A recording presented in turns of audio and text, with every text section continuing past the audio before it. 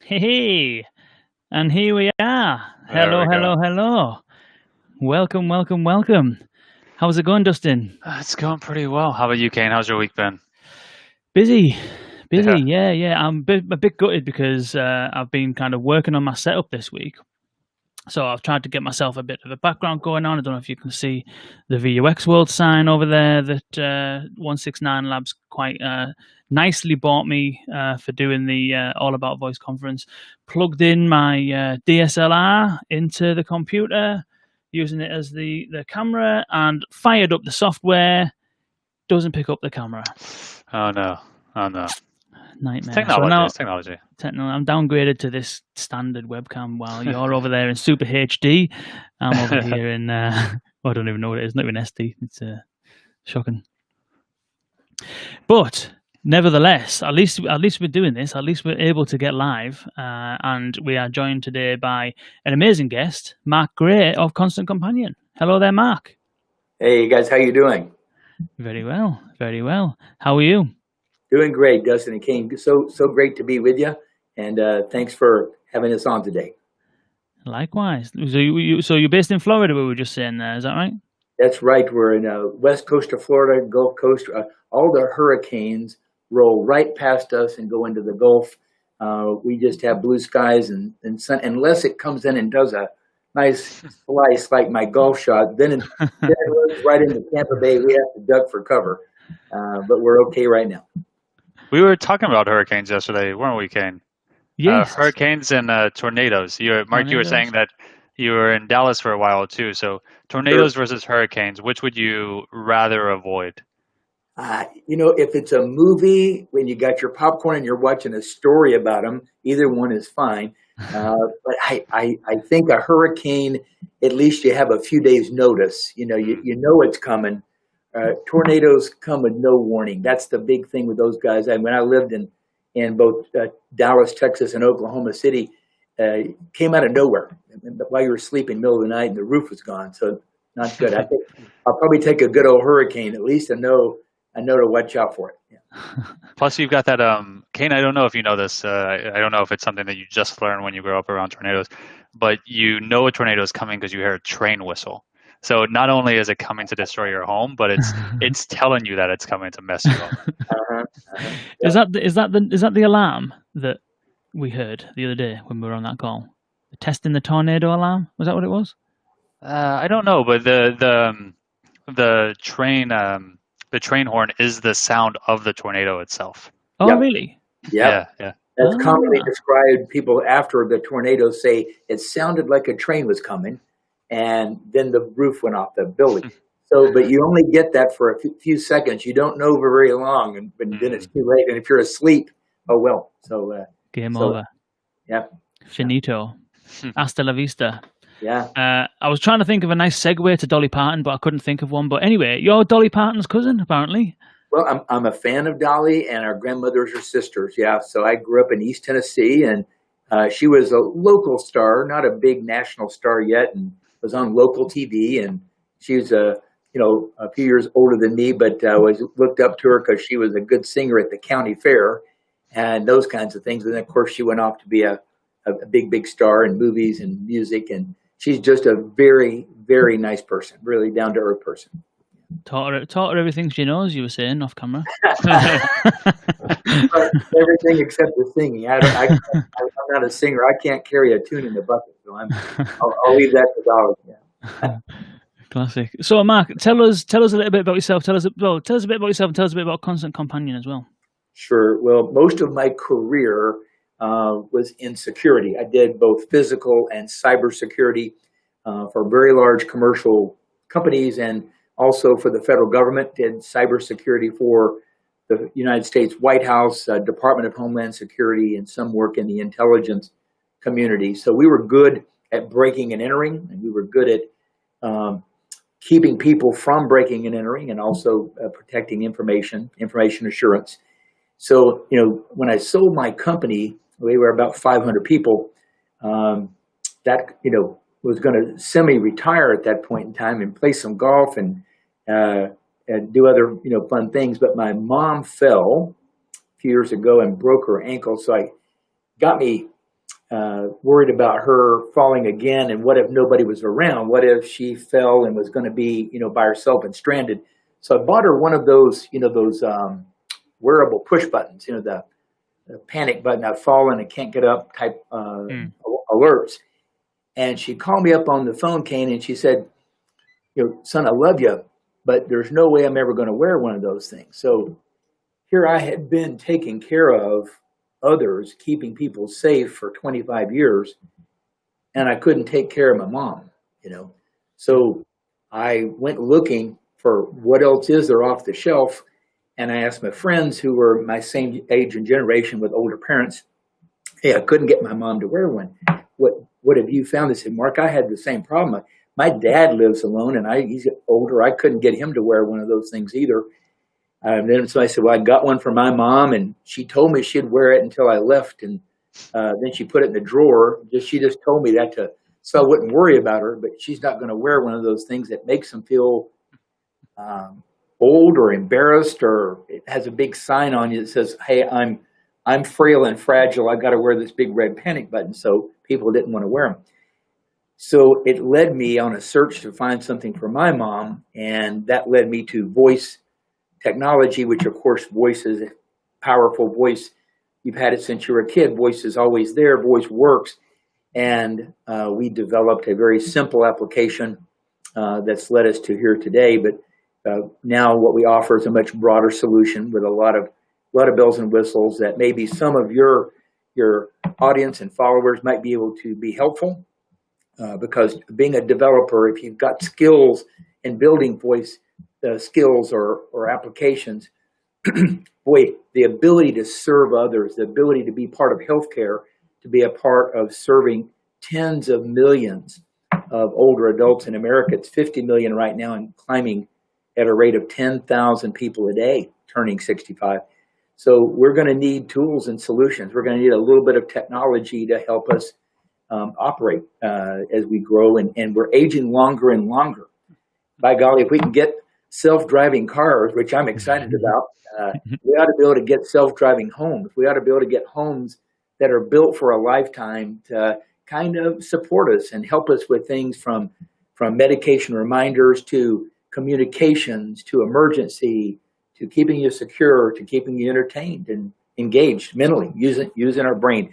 So the audience you've got are super important. If you're involved in this industry right now, you're going to change the world. And I'm kind of hoping to influence some of your audience today to build something of useful that can change people's lives who are aging, because I'm going to tell you, they're depending on you. If you don't build it, if you don't help create that next generation of tools for older adults, who will? So you may have an idea that you want to bring to life. We'd sure love to see you use those great skills in healthcare, especially in senior healthcare, which is globally a $7 trillion market per year. Let me say it again, not a billion, not a million. It's $7 trillion market. And it's not that money is the only thing that matters, because it isn't in life. It's serving others, and what you do is, did you build something on your journey that changed other people's lives? Did you build something on your journey as a developer or as an entrepreneur that made people's lives better, that they're telling their friends about it? Boy, you got to see this. This is amazing. And it's needed. So that's what I'm here to do today, is to make a case for doing some things that are not just fun for your own age group, but for my age group and my parents' age group, because we sure need the smart people on your show to help build that content. Wow. There's 2 sound bites there, Dustin. Yeah, mark it down. Mark it down. Yeah. That's wicked, because you mentioned there the population, the kind of older population is becoming more abundant. People are living a lot longer. Plus, there's the kind of like baby boomer kind of folks who are kind of like retiring or what have you.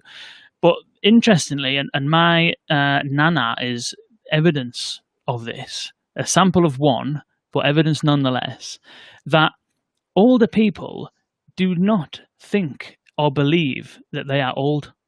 they don't care about their age. They still think they're kind of 20 or whatever. My nana doesn't want to, so she's in it's like an assisted living place, Right. which I'm assuming is probably similar to the kind of places that you serve, to be honest. Sure. And she does reluctantly, and she's kind of fine with it now. But when she first moved in, she didn't actually like socializing with some of the other people that were there, because in her words, I don't like socializing with older people. She liked to hang out with me and my sister and my Sure. wife and that, and go to Sure. like nice places for food and stuff like that.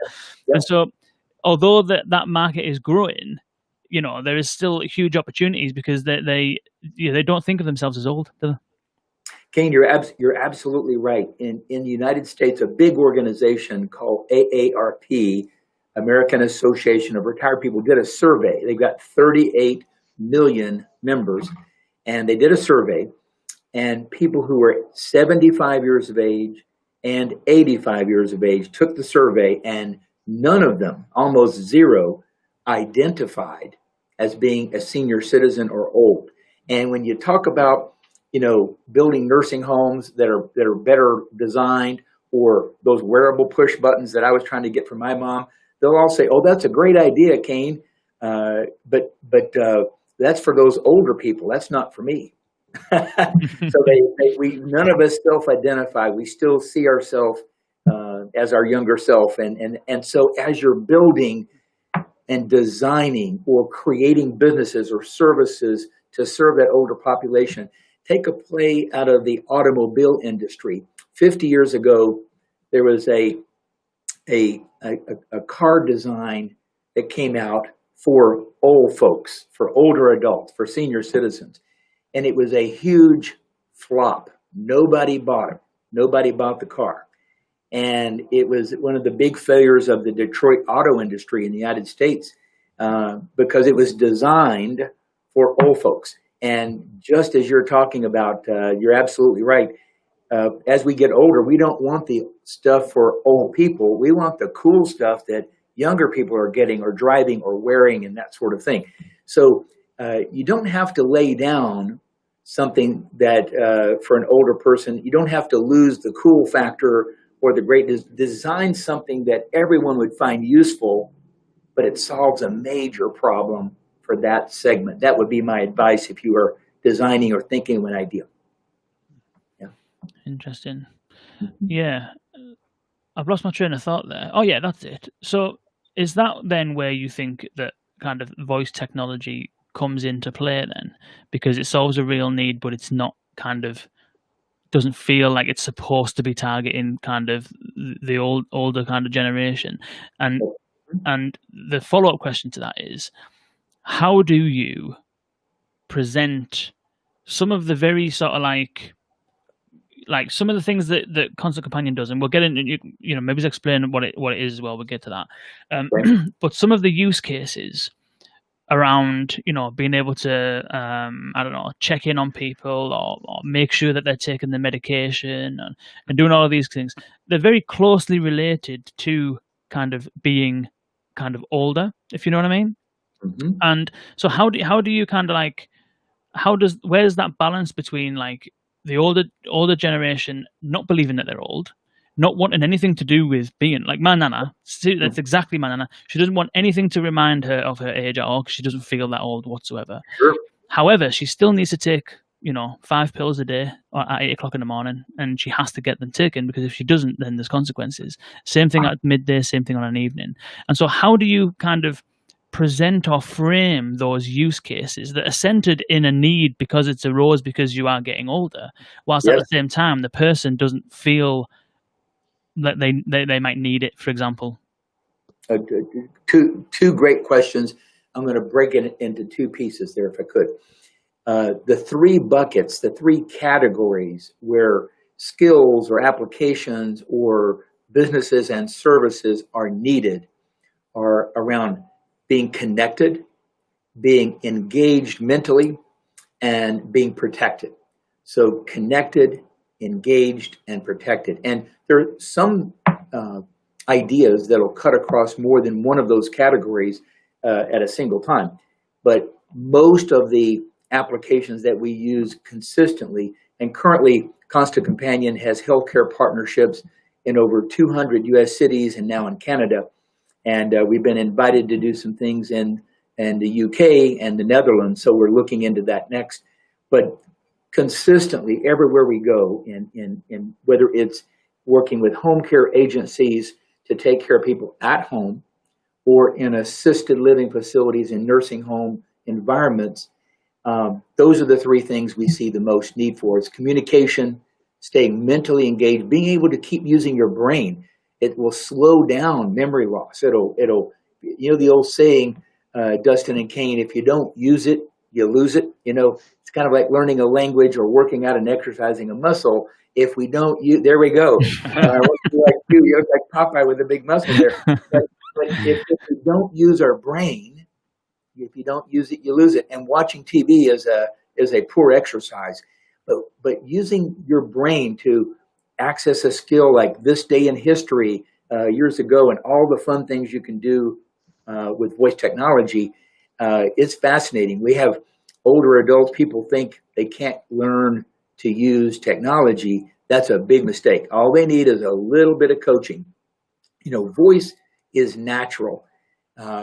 This is the first time that we've been able to access computing where instead of us learning the operating system for the computer has learned the operating system for people.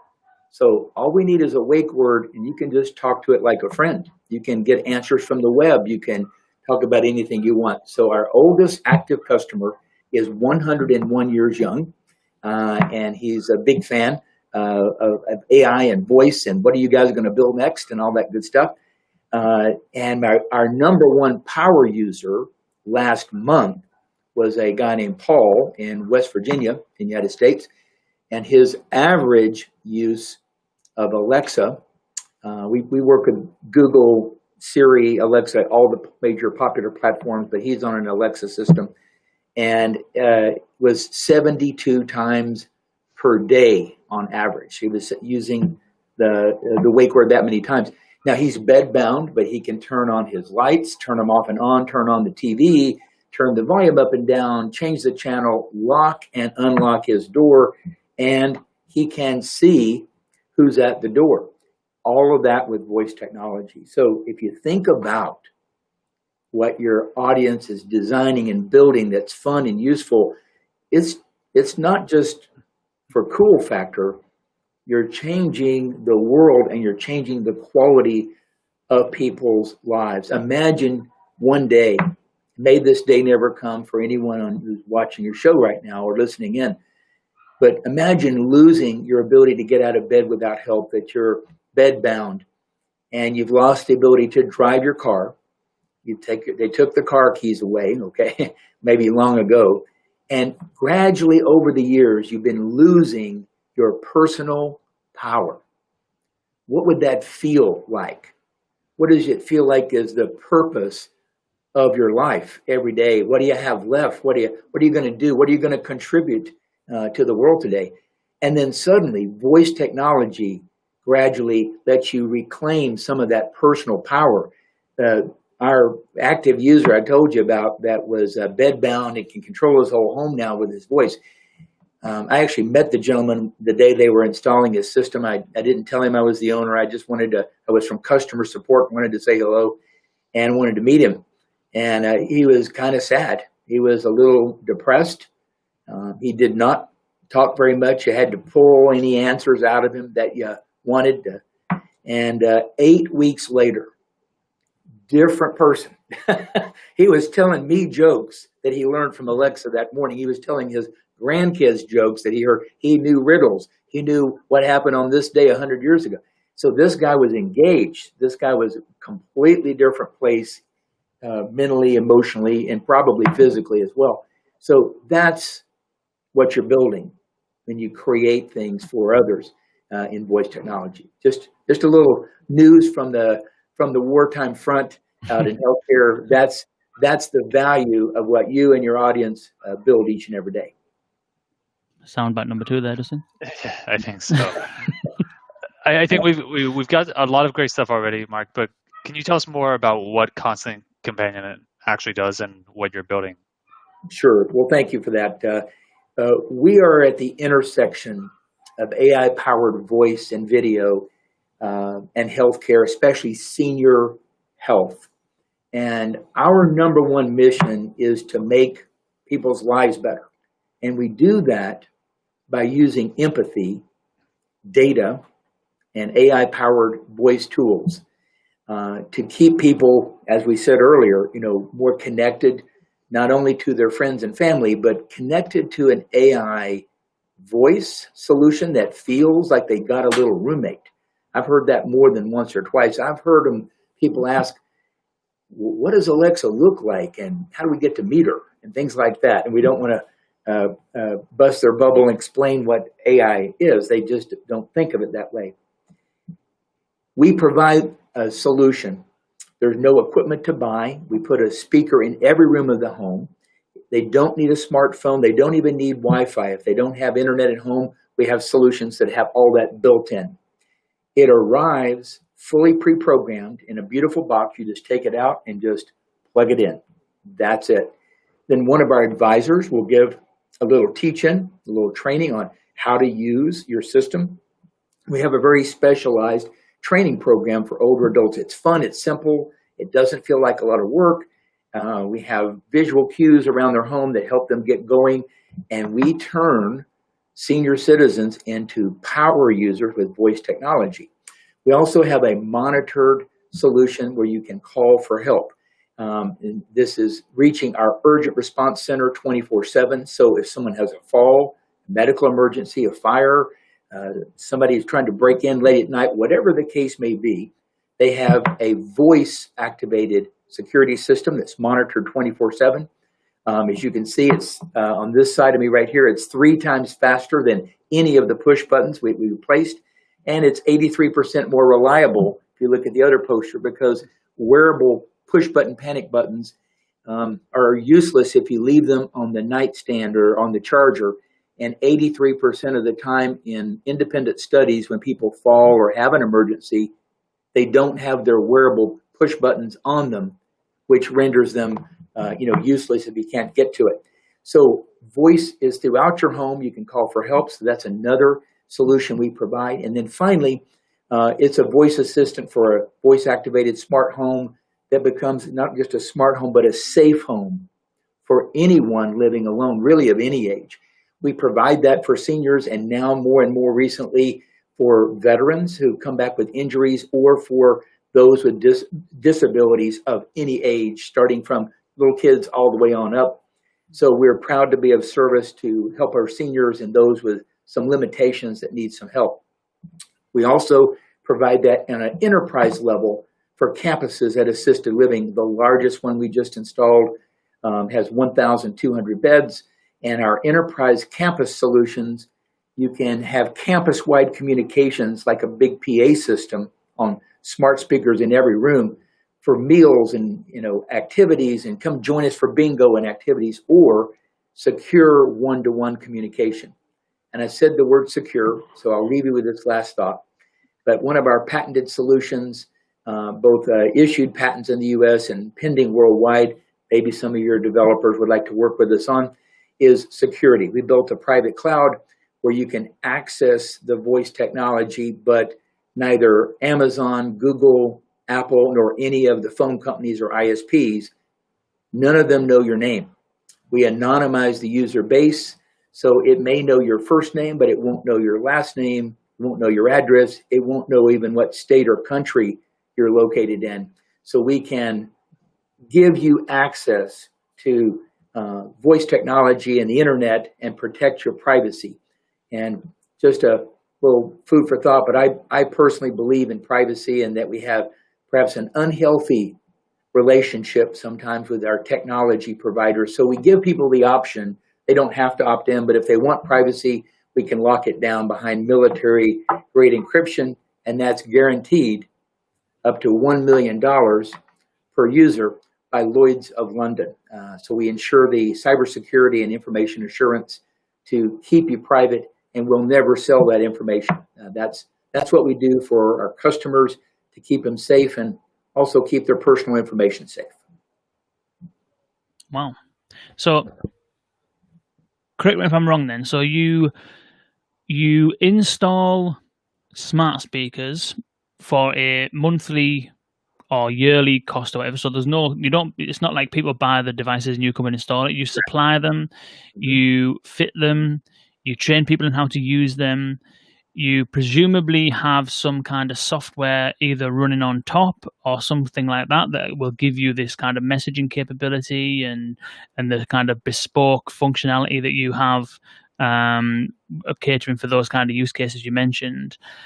And then, but it's Alexa though under the hood, is that right? You build it on top of Alexa. It can be Alexa, it can be Google, it can be Siri, it can be Samsung Bixby, and we can have it work on Microsoft Cortana. So basically, it works on any AI-powered voice platform. The key there is, are those platforms available in the size, style, color, price point, and shape of speakers that fit your home and environment the way you need? And each of those brands has different availability and so forth. So I think the two big titans are Google and Amazon in terms of popularity, global adoption, multiple languages, and various speaker sizes and capabilities to fit your needs. Yeah. Interesting. Everyone who's tuning in on LinkedIn, feel free, if you do have any questions for Mark, to stick them in the comments there, and we'll do our best to field them to you, Mark. What sort of advice? You give some good advice already, to be fair, in terms of like the need for kind of people to be creating, compelling products that solve a real need for kind of older adults. Sure. And things like that. From your sort of experience in kind of like, setting up the company, installing these devices, rolling them out, training people, observing them use these devices and use the software, what do you think? Have you got any kind of advice or guidance or takeaways in terms of the kind of user behavior? Maybe things to consider if you were going to build something for, the older adult community. How, is there anything about the way that they use these devices that you need to be careful of or be aware of? Or is there any trends within that kind of user behavior? Like any advice that you would give from a kind of implementation perspective or from a design perspective or something like that for anyone who's looking to create a voice-based service for the older adults? Sure. So the one request we get that would be very popular are on the music skills or music functionality on the various platforms. If you go back by genre, the oldest decades of music, collections that have been, put together are as the 1950s. So if you want to play games like Song Quiz or listen to music from a certain era, you can get, the 90s, the 80s, the 70s, the 60s, but it's the farthest back we've been able to find in the 1950s. And some of our clients would like music from a little before that, believe it or not. Interesting. So if you could give us something a little bit further back. But in terms of adoption. How would I do that? Yeah. It's kind of cool. In terms of adoption, it's a mistake to think that older adults can't learn to use the technology. In fact, people who are living alone, they really get connected quickly. We have found usually within 8 weeks, if you tried to take the voice away, if you tried to take their smart speakers out, they would get very upset or sad. They really rely on it. As we get older, we are more reliant on our routines. We need our routines to remember to take our meds or where we keep our car keys or what we have for breakfast. People get more ingrained in their rituals. So if you're developing or building solutions for that market, gosh, you've got a home run here, because once they start using your solution, they're going to want it every day. They're going to want it all the time. So, build things that are fun, simple, and easy, but you'll have a very loyal audience in seniors, because once they discover you, they'll tell their friends and they'll tune in every day. Some of the most popular things are things like Jeopardy and the games and so forth. You can't do enough of those. So if you're thinking about building one, get going. That's class. Mm-hmm. Go on, Justin. You want to say something? Yeah, one question that I had, and I'm not sure if you have data on this yet, but one of the big questions of people who are building for these platforms is making money. And certainly you've got your subscription model, but I'm curious if you have any idea in terms of in-skill purchases or on the other platforms. Are the seniors spending money inside there as well? I think that shopping by voice is here to stay. I think it's how we will communicate and do business in the future. Today, it's called in-app voice purchasing, or we call it voice technology. Wait 5 years, you'll just call it technology. That's just going to be how devices work. The faster you can replace a keyboard and a mouse with voice as your operating system, the greater your adoption and regular usage will be. I think everything from the travel industry, from hotels and airlines on, hospitality is going to be a big part of the future of voice, as will, shopping with your voice. I think you're going to be able to use our voice for just about everything that we need on a day-to-day basis. So we're in the early days of adoption now. It's really only been about the past 3 or 4 years that the quality or the accuracy of voice has been good enough to see this type of explosive growth. So there's no doubt the hyper growth is going to continue, and it will become the standard in just about every industry. So including what you're asking about, which I believe is shopping, which of course everybody's a fan. Being able to get stuff more conveniently delivered the way you want it, when you want it. And, oh, by the way, I don't have to go log into my computer to do it. I can just say, XYZ, wake word, get me more paper towels. And there's a knock at the door. Here you go. Nice. Speaking of adoption, Robert Collock has said, first of all, kudos on your vision and success. Another consideration is that people, as people age into the market that you're targeting, they'll already be accustomed to using voice technology. And so in 5, 10, 15 years time or whatever, you're going to have a whole new user group who are already used to and probably expect that kind of technology. Sure. And so Robert's observation is that adoption should grow even more exponentially than it already is. Robert, I totally agree. But the other thing that will happen in 5 years is what is new technology today may be commonplace, but what new technology will there be in 5 or 10 years that will be maybe even hard to imagine today? Think about this. Let's go back in time 25 years. Do you remember the fax machines that had the curly paper on it? Remember the early cell phones that had the big brick with the big antenna on it? Remember those guys? Yeah. Derek Trotter from Holyfields and Horses used to have one of them. There we go. Now they're in a museum. And my first computer monitors had the big, box. It was big boxy with a lot of air to it. Of course, now everything is thin and light and even curved. So that's 25 years. And, you see Moore's Law doubling every 18 months. That's going to continue. So the speed of change is changing. The speed at which new technology is coming to us is happening faster than we're able to learn, adopt, and integrate as humans.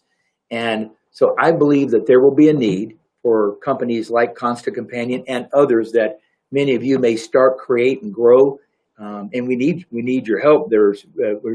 None of us are smarter than all of us. So we need teammates like all of you creating those solutions for the future, because keeping pace with technology and being able to leverage its benefits for older adults and, those of us who may not be that old today will be old one day.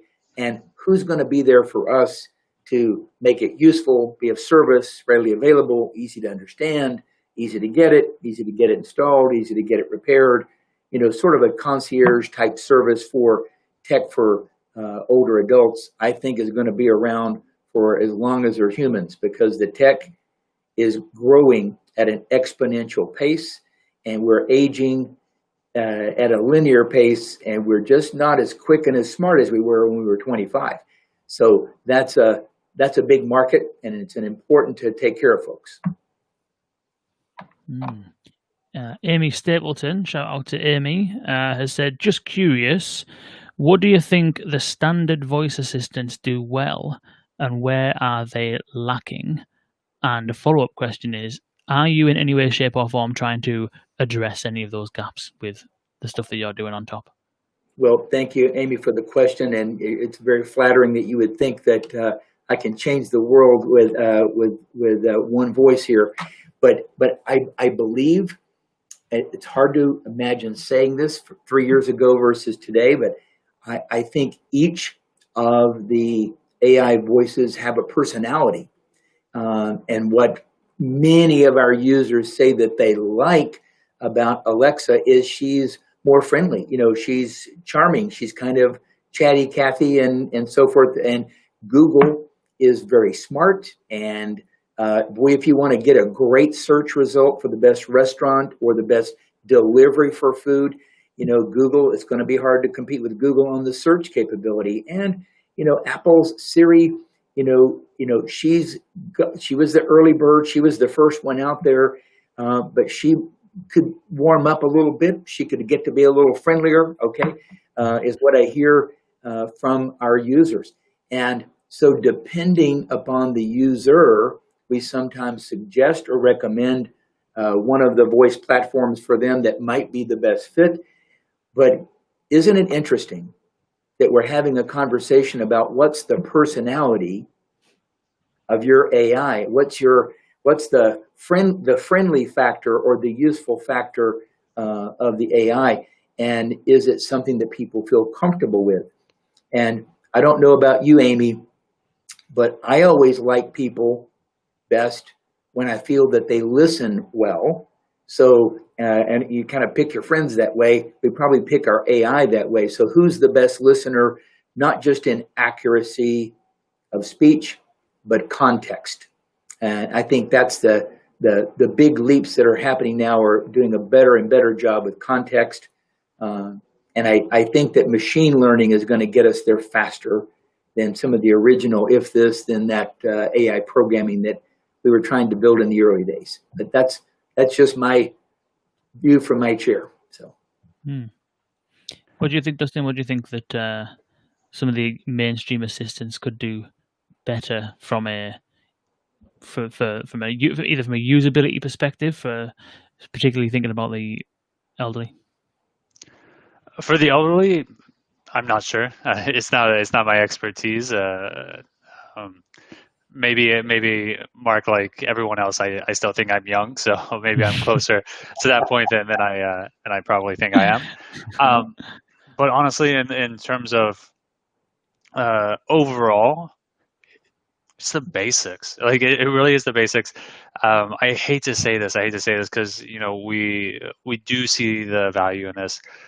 We do see the future in this as well. But certainly, that trough of despair we're there. I think about it every time I ask Alexa to set. How do I phrase it? When I say something like "wake me up at 8 a.m." Or "wake me up in 30 minutes." That's what I say. And then I decide not to take a nap after all, and I say, "Alexa, cancel my timer." And it goes, "Oh, I don't have a timer, or I don't have an alarm." The fact that Alexa can't understand that a timer and alarm might be the same thing, I'm probably going to throw it out the window one of these days. Like, it's just so incredibly frustrating. And one of the things, Mark, I'd be interested in getting your thoughts on this as well. When you're working with these people who are speaking to these devices for the first time, my impression is that if your mobile app doesn't work, we understand. If your website doesn't work, we understand as well. But as soon as you introduce that conversation, you expect things have to work.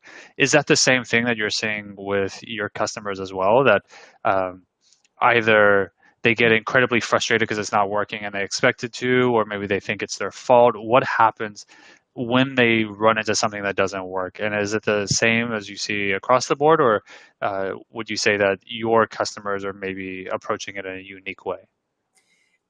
We have a little training technique that we discovered a couple of years ago, and we introduce our older adults to their smart speaker and say, now, right now, he or she is in about kindergarten, graduating up to first grade. So you're going to have to be patient with him or her, because you can set voice to male or female on Google, for example. And you have to be patient. But now, if you're a good grandparent and good coach, she'll get smarter every year, and you'll have fun being the coach. And so once they think of it as someone that needs a little bit of help, once they think of it as a little person, as a little personality, all of a sudden the patience level goes up. And if they didn't understand you the first time, then you can slow down and repeat it again. They go, oh, now I understand you, Dustin. So that has been very successful for us. And people love it. They feel like they got a little roommate. They're happy to have the company. It keeps them more engaged. But we teach that little trick to our older adults, and they seem to be a little more patient thinking about a little youngster. Yeah. That is wicked. I love that. Yeah. Mark, speaking of platforms and holes, or maybe filling those holes, what are your thoughts on Care Hub that Amazon announced? What is it, a couple of weeks back? Mm-hmm. Well, I'm always excited to see new opportunities and options that will help in care. We are a big fan of Amazon and Google and everybody in voice that's building and developing tools that make care better. I haven't registered already to be an early adopter when they finally release it, so I haven't had a chance to test drive it yet, but I like the concept of a circle of care where you can have more people engaged and, using voice as the platform. I think that's the future. That's where we're all headed. That's the tool that we're born with, is our voice. So I'm very glad to see it. More and more will be happening, I believe, in healthcare with voice technology. In fact, we're involved in numerous pilots and beta trials with healthcare organizations to try to make some of the automation and communication tools available in that environment. So. Cool. Got a couple more questions coming through here. One from David Clark. Shout out to David Clark. He's going to be on the podcast next week, believe it or not, with Tim Atkinson from Google. David Clark's at BT, talking about RCS messaging. So a little shameless plug there for next week's episode. We'll speak more about that later on. But we've got some questions coming through thick and fast. So David has said, how do you handle interactions that stray into the medical and healthcare space? And Robert's got another question, which is kind of similar along those lines, which is, are you working on ways to provide patient information that you gather to their kind of physician or EHR? That's probably an Americanism, is it? EHR? Uh-huh. Electronic medical records are when one physician is working with the patient information. EHR is when multiple physicians, maybe different specialists and so forth, are collaborating in a shared environment. Right. So EMR and EHR are very, very similar issue. Yes, cool. We have a platform that we have filed for patent protection on. It is in trials now where it can be a secure private gateway for voice in healthcare. So imagine hospitals having either video or voice speaker at each bedside, being released and going home from the hospital, perhaps bringing a speaker with you so that you can be discharged but not disconnected from care. So the very same nurse or doctor or provider that you were having a little knee surgery or something with, you can ask your questions right back to the same team and so forth and so on. So whether we're in hospital, physician's office, long-term care facility, or at home, and 90% of all delivery of healthcare is at home. So it's a big market to cover all those different locations. So the ability to have a secure private gateway that anonymizes the patient so we can have protected health information, PHI, which is in the United States, is a HIPAA requirement that there's 18 different identifiers that need to be secured. So we have solutions that have the promise of solving that, and we're going through very large-scale audits with one of the largest law firms in the United States and some of the largest penetration testing firms from cybersecurity from my prior life in cyber, working on breaking and entering and trying to hack into the system that we use at our core. And it appears to be very stable and sturdy and gives a bright light of possibility. I don't want to overstate it until we can deliver it with a bow on it for you. But we hope to have a secure private gateway for voice technology, and that's going to open up for all of your developers another set of platforms that they can work in. What would be the different use cases, skills and applications and resources that could be built for healthcare environment, which of course is in the United States is, a huge part of our gross domestic product, is our biggest industry. And as we age, that's going to be a global phenomenon for business everywhere. So here's to privacy, security, and making voice be the voice-first platform across all of healthcare. For more information on that, you can shoot me a note, write to hello@Constant Companion, and we'll get you some updates as that rolls out. Nice. You'd expect nothing less, Dustin, would you, from a guy who's spent his career in cybersecurity? You'd expect this to be like the most locked down, like bulletproof platform in the world. It's super impressive.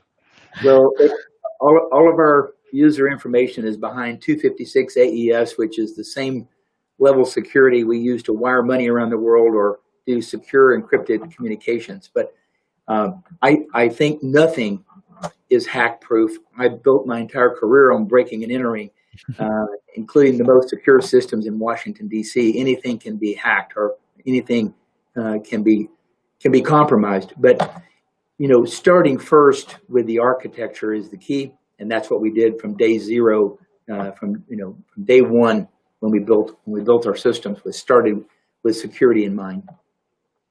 Nice. Paul Thomas has asked or commented, it would be great to connect you with the team at Alana Heriot-Watt University. Oliver Lemon and the team are working on some very complementary ideas with companion AI. Don't know whether you've heard of that. I have not, but I would love to meet them. We are very collaborative. Throughout my career, we've had multiple teammates at a time, whether they be small or much, much larger than us. And we are good working partners and like to collaborate, and providing we can be in a safe environment where everybody's comfortable, we love to share and work in teams. So I'd be happy to meet them. Cool. Nice. Well, what we'll do is, this is live on LinkedIn anyway. I'll tag you in the comment with Paul, and you two can get acquainted. Live matchmaking, Dustin, on VUX World. It's a first. It is a first, actually. This could be. I almost want something to happen now, because it would be good to be able to point back and say, "Oh, this happened live on the podcast." We'll come back when the big mergers and deals happen and say it happened live here. You saw it first. Exactly. And maybe we should put it in writing now, Dustin, about kickbacks and such forth. There we go. I'm joking. Cool. So, Mark, this has been wicked. Dustin, any final questions, final thoughts for Mark? I don't think so. Thanks so much, Mark. This has been great. Where can people, Mark, where can they go if they want to reach out? I think you give your email address already, but in terms of like either checking out Constant Companion or following the stuff that you're doing, what's the best way for people to reach out and contact you a lot? Sure. See us online at constantcompanion.com, or shoot us a note. Just write to hello@constantcompanion.com. You'll immediately get brochures and link to some fun videos. You can check out what's happening. We'd love to hear from you, and we'll keep in touch. Wicked. And Robert Collock as well has said, sounds very hopeful, and I'll be sending a note about some prototypes as well. So it looks like there's someone else that wants to chat there. This is good. We should do this from now on, actually, Dustin. The VUX World matchmaking service is what we should do. There we go. That's what we should be doing. Nice one. Well, you guys have a great show. I've really enjoyed episodes of watching your show, and it was an honor to be invited on. And to everyone watching who's in the industry, kudos for being at the tip of the spear of changing the world in just about every industry that touches people's lives. And thanks for having the show. Wicked. Appreciate that, Mark. Thanks very much. And thank you for joining us and joining in and commenting and sticking your questions down there. It's much appreciated as always.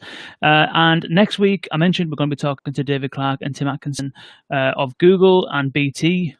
Not respectively. David's BT, Tim is Google. And we're going to irrespectively, yeah, that's it. Yeah, and we're going to be talking about a slightly different topic to today, but it's essentially what we see as being the future of conversational messaging, so RCS messaging. It's similar to, well, it's not similar to SMS. David will probably have words to say if I compare it to SMS, but essentially it is a standard kind of protocol for messaging on 5G phones, and we kind of touched on it a little bit with the Ask Marvy podcast, but the potential for conversational one-commerce engagement, think WhatsApp natively on your phone, and a hell of a lot more dynamic and a hell of a lot more interactive. And so we're going to be getting into some details on what Google and BT are up to on that front, which will be next week. But right now, Mark, thank you again so much for joining us. It's been an absolute pleasure. Wish you all the best with Constant Companion. I think that the work that you're doing is absolutely fantastic. One of those areas where the technology meets the user, meets the need, meets the context and the environment where they need it, and I think that it's absolutely fantastic. So kudos for everything you've done, and all the best for the future. Thank you so much, and appreciate you having us on the show today, and look forward to hearing more from your show as the weeks roll by. Nice one. Cheers. And thank you everyone else. Thank you, Justin, as always, and we'll see you all next week.